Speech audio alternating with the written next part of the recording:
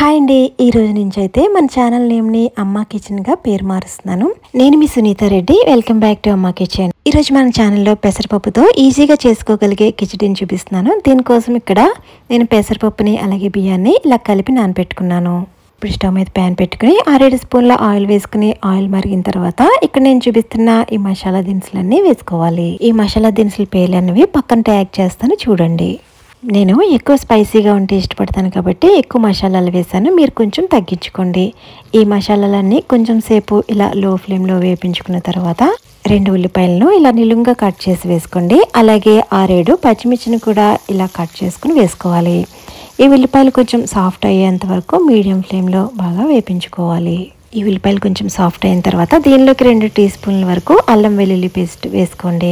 ఈ అల్లం వెల్లుల్లి పేస్ట్ మీడియం ఫ్లేమ్లో పచ్చివాసన పోయేంత వరకు వేపించుకున్న తర్వాత దీనిలోకి 2 గుప్పిళ్ళ వరకు ఫ్రోజన్ బఠానీని వేసుకుంటున్నాను. ఈ బఠానీ 2 నిమిషాల పాటు వేపించుకున్న తర్వాత 2 మీడియం సైజ్ టమాటాలను అలాగే 2 బంగాళదుంపలను ఈ విధంగా కట్ చేసుకుని వేసుకోవాలి.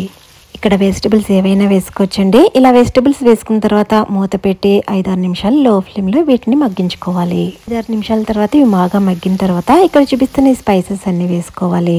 కారం ఉప్పు మాత్రం మీకు రుచికి తగ్గట్టు అడ్జస్ట్ చేసుకోండి. ఈ స్పైసెస్ అన్ని పక్కన చాట్లో ఇస్తాను చూడండి. ఈ స్పైసెస్ అన్ని వెజిటబుల్స్కి బాగా పట్టేటట్లు ఇలా అంతా కలిసేటట్టు కలుపుకోండి. ఇప్పుడు 2-3 నిమిషాలు లో ఫ్లేమ్లో మూత పెట్టి మగ్గించుకోవాలి.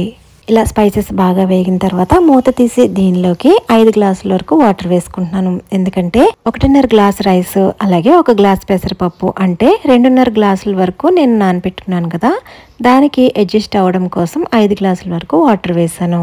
ఇలా వాటర్ వేసుకున్న తర్వాత నానబెట్టుకున్న పెసరపప్పు బియ్యాన్ని కూడా వేసి ఒకసారి అంతా కలుపుకుని 1 టేబుల్ స్పూన్ వరకు బటర్ కూడా వేసి సాల్ట్ చెక్ చేసుకుని మూత పెట్టి 8 నిమిషాలు మీడియం ఫ్లేమ్లో 8 నిమిషాలు లో ఫ్లేమ్లో కుక్ చేసుకున్న తర్వాత ఇక్కడ నేను మూత తీసి చూపిస్తున్నాను.